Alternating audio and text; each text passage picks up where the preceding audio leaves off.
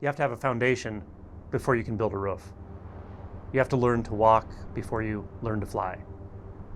What I mean about this is, on occasion, we'll have a tendency to want to learn all about deeper stages of realization, read everything there is to know about it, convince ourselves that we're choosing this path versus that path and picking the right path. It's kind of like getting ready to get ready, or getting stuck in the getting ready phase and not actually taking the first plunge. So on my channel, I have videos addressing all different stages of realization. And I have many that address the first shift, the first movement of realization, called Kensho, or awakening. And the playlists for that are the basics of awakening and awakening approaches. So I recommend those for anyone who has not had that first fundamental significant shift in identity.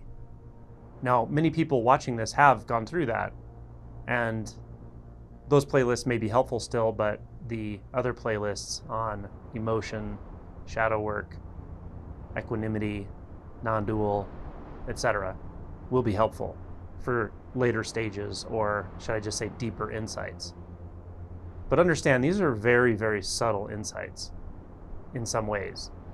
And if there's mind identification as your primary experience, and you're trying to approach all this through understanding, you might be shooting yourself in the foot. You might not realize that you're actually using your thirst for spiritual knowledge, your thirst for understanding, to actually avoid that first step. Because the first step is a big step. It's a step off the cliff of your mental identity, your conceptual identity. So I just like to, on occasion, caution people that if you're overly concerned and obsessed with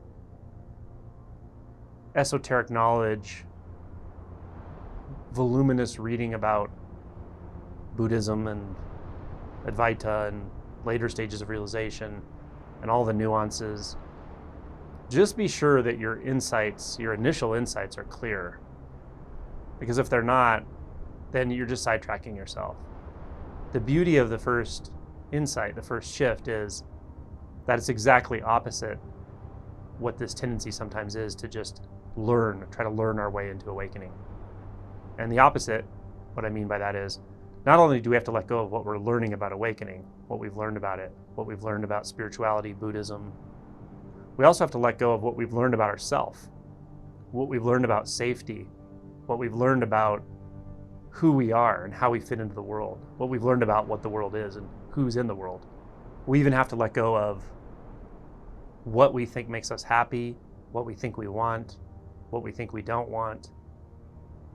There's another form that this sort of fixation comes in, and that's someone who's just extremely productive. Their whole identity is wrapped up in what I can do, how much I can do, how much I can accomplish. And it's a little bit different in the sense that they may not be all about gathering data, but that person may not realize that they're trying to apply that identity of the doer, which in one sense is the seeker, but the accomplisher, the high-functioning one. You're trying to apply that to awakening, and that also doesn't work because it's an identity. You have to let go of that. It's a conceptual identity. And it's very much bound in time, the sense of, I came from here, I'm going there, and I know that. I know I'm moving through time. And I know I can accomplish things and make things happen. That's fine in the relative sense. If you believe that's how things are set up and structured, so be it. It's fine. You don't have to try to talk yourself out of it. But you do have to be willing to let go of that identity, that set of beliefs about yourself.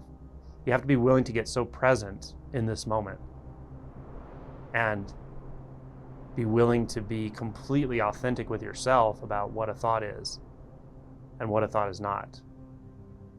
Like thoughts that say, if I understand enough about this, I'll wake up.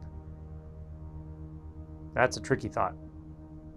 It's just a thought like any other, but it can be very convincing if you're hooked up in such a way that you believe it. Or, if I just work hard enough, I'll wake up. I just meditate enough hours, I'll wake up. Again, there's nothing wrong with meditation. There's nothing wrong with work. But if your identity is tied into the doer, you will use that as a life raft and not even realize you're doing it. This can even come into play after awakening because it's so strong in some people. So again, the basics are so important. Even after awakening, being able to lead yourself back to the pure sense of I and to remain there, spend quality time there, meditating. Why? Because it softens the polarities.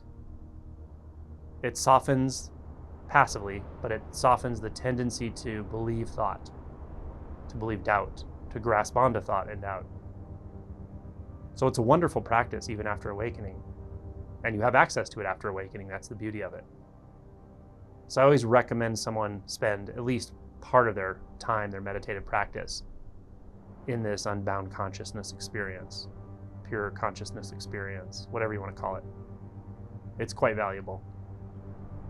It can still overlook subtle insights, deeper stage insights, but it may not. It's possible that things will just clarify through that lens, through the lens of surrendering to consciousness, presence, this just as it is, without adding or subtracting. So, you have to learn to walk before you learn to fly. Just be honest with yourself about where you are and understand that, especially with the first shift, the first awakening, what's required is to let go of your concepts, yourself, your belief, pluck up your life root. It's not about understanding at all.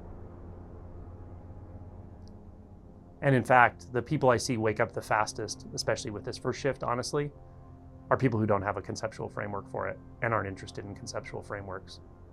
People who are more prone to surrender and who have gone through a lot of suffering and trauma in their life and are prone to surrender and willing to surrender. They wake up quickly because they're not trying to understand it.